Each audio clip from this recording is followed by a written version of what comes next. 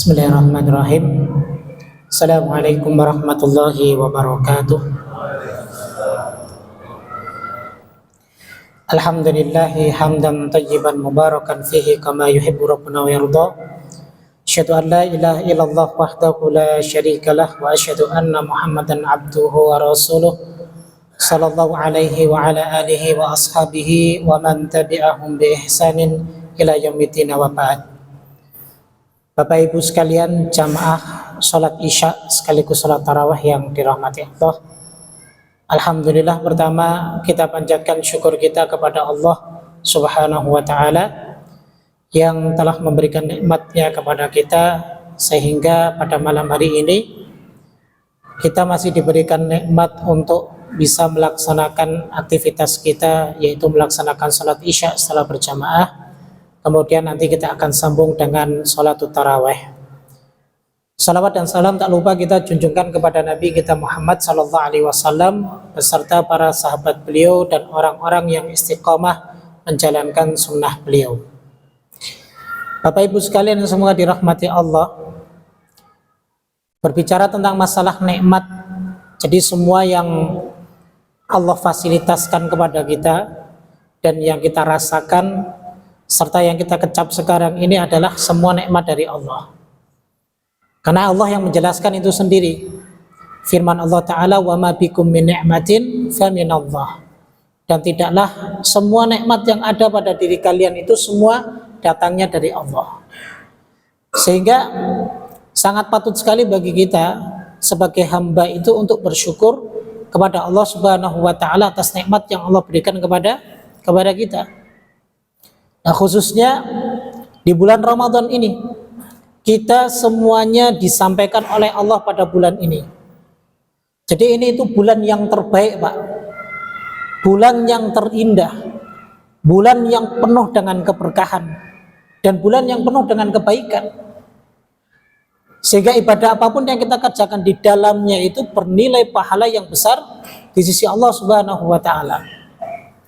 Makanya ada satu kisah yang diriwayatkan oleh Imam Ahmad dari sahabat Thalhah bin Ubaidillah. Sewaktu-waktu ada dua sahabat tiba-tiba datang kepada Nabi SAW, kemudian keduanya mengislamkan diri. Nah, salah satu dari keduanya ini giat sekali dalam ibadah, giat dalam menuntut ilmu, sangat dekat dengan Rasul SAW. Nah, suatu waktu ada panggilan jihad yang mengharuskan sahabat yang semangat dalam ibadah dan giat dalam menuntut ilmu ini, akhirnya dia ikut. Sehingga Allah Subhanahu wa Ta'ala berikan karunia dia mati syahid. Dan tentu kita tahu mati syahid ini merupakan kematian yang sangat mulia. Bahkan sampai kata Nabi SAW, jangankan mati syahidnya, jihad itu merupakan puncak amalan tertinggi di dalam Islam. Kata Nabi SAW, wa dzirwatu sanamihi al-jihad fi sabilillah. Dan puncak tertinggi amalan di dalam Islam itu adalah berjihad di jalan Allah. Ya. Dia sudah jihad, bahkan Allah berikan kemuliaan dia mati syahid. Dan mati syahid ini kemuliaan yang sangat besar. Bahkan ada satu hadis yang diriwayatkan oleh Imam Bukhari, di mana Rasul SAW pernah menyebutkan hari-hari yang terbaik, yaitu hari-hari di 10 awal bulan Dzulhijjah.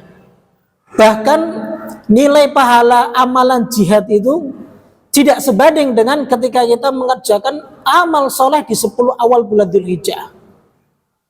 Makanya para sahabat itu sampai tanya, walal jihad ya Rasulullah, tidak pula dengan amalan jihad. Kata Nabi SAW, tidak pula dengan amalan jihad, kecuali seseorang yang berjihad dengan jiwa dan hartanya tapi dia nggak kembali, berarti dia mati syahid. Berarti nilai pahala mati syahid itu luar biasa.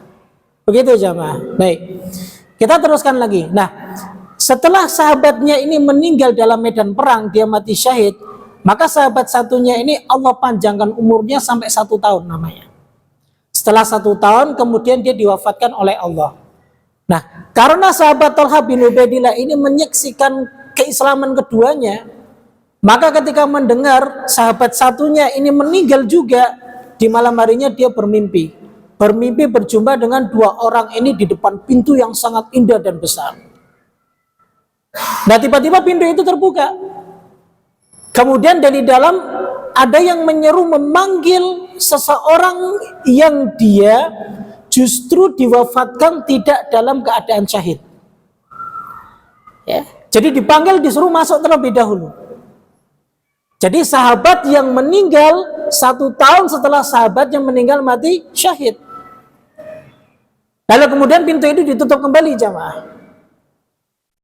Setelah beberapa saat kemudian pintu itu dibuka lagi. Maka baru yang mati syahid itu dipanggil untuk masuk. Pintu ditutup kembali. Nah, beberapa saat kemudian pintu dibuka lagi, di depannya ada Thalha bin Ubaidillah, dia kan belum wafat. Kemudian diseru kepadanya, engkau belum saatnya maka kembalilah. Maka Thalha terperanjat bangun dari tidurnya. Dia masih heran. Sehingga mimpinya ini diceritakan oleh para sahabat-sahabatnya. Dan ternyata para sahabat pun terheran. Kenapa bisa terheran? Kok bisa? Andaikan ini diibaratkan surga, pintu surga, kok kenapa yang masuk terlebih dulu justru orang yang ibadahnya biasa saja dan dia wafat bukan karena syahid di jalan Allah. Ya. Sehingga herannya itu menjadikan ya para sahabat ini bertanya kepada Rasul sallallahu alaihi wasallam. Maka apa kata Rasul sallallahu alaihi wasallam kepada semua para sahabat? Ya. Kata beliau sallallahu alaihi wasallam, "Alaysa qad makatha hadza sanatan ba'dahu?" Bukankah orang ini yang tadi dipanggil dulu masuk surga, masuk ke dalam pintu itu adalah orang yang Allah panjangkan usianya 1 tahun setelahnya? Para sahabat menjawab, "Bala ya Rasulullah, wa adraka Ramadan fasomahu." Dan dia mendapatkan Ramadan serta dia berpuasa di dalamnya. Para sahabat menjawab, "Bala ya Rasulullah." Kemudian Rasulullah bertanya lagi, bukankah orang ini dalam 1 tahun Allah berikan usia dia sehingga dia bisa sujud dan beribadah kepada Allah Subhanahu wa taala baik salat fardu maupun sunnahnya dalam 1 tahun? Kemudian para sahabat menjawab, "Iya ya Rasulullah." Kata Nabi sallallahu alaihi wasallam, "Fama bainahuma ab'adu bainas sama'i wal ardh." Di antara keduanya inilah yang menyebabkan jaraknya itu jauh antara langit dan bumi jamaah. Subhanallah. Jamaah sekalian rahimakumullah, di sini bisa kita lihat ketika Rasul mengatakan wa adraka Ramadan fasomahu, dia mendapatkan bulan Ramadan, dia berpuasa di dalamnya, dia bisa bersedekah di dalamnya, dia bisa mendapatkan Lailatul Qadar. Ya. Sehingga amalan dia bisa mengungguli orang yang mati syahid di jalan Allah Subhanahu wa taala. Oleh karenanya Bapak dan Ibu sekalian jamaah rahimakumullah, saya ingin mengatakan begini, dari kesimpulan hadis ini ya, maka kita bisa mengambil pelajaran bahwa disampaikannya kita pada bulan Ramadan tahun ini menunjukkan Allah itu menginginkan kebaikan dari kita. Allah ingin agar supaya bulan Ramadan ini menjadi kesempatan bagi kita. Untuk apa? Untuk bisa merubah diri kita.